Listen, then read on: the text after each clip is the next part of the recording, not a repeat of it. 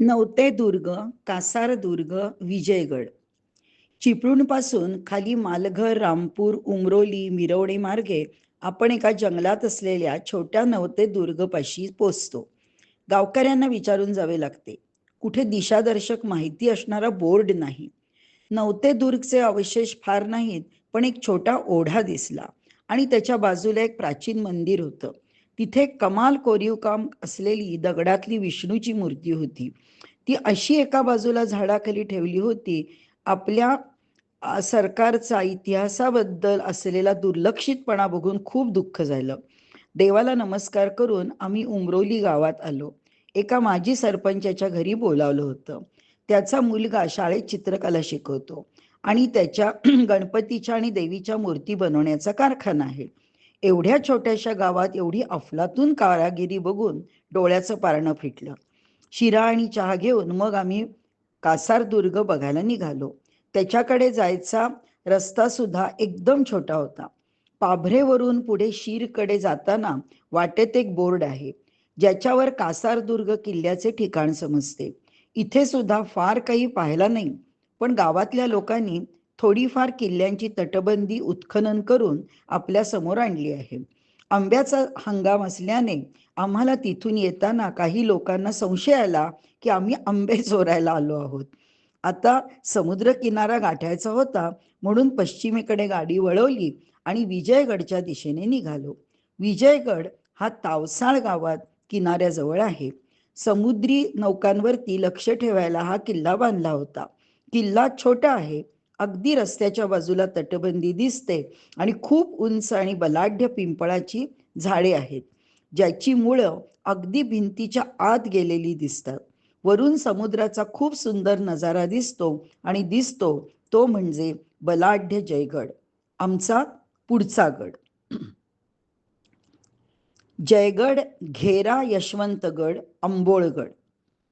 गाडी बोटीवर चढवून आम्ही पलीकडे जयगड इथे उतरलो.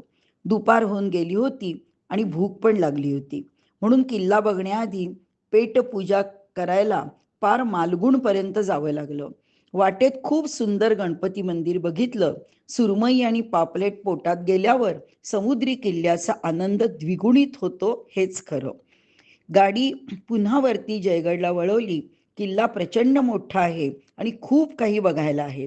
संध्याकाळचा मावळता सूर्य, पश्चिमी समुद्रावरून येणारे वारे आणि लाटांच्या आवाजात तो किल्ला बघताना एक अद्भुत अनुभव येत होता.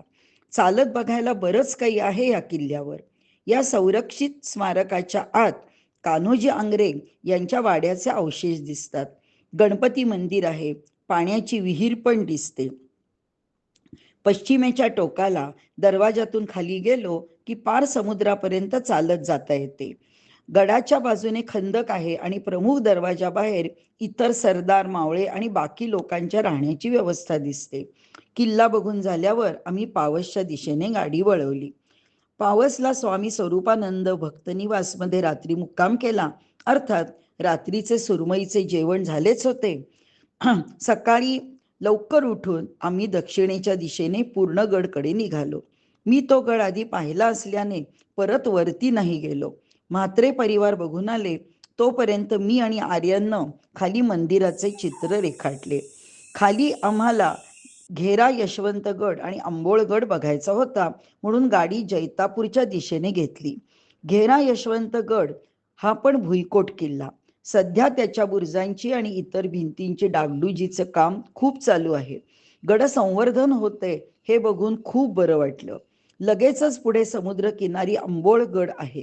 समुद्रावरच्या बोटींवर पहारा करायला हा गड वापरायचे.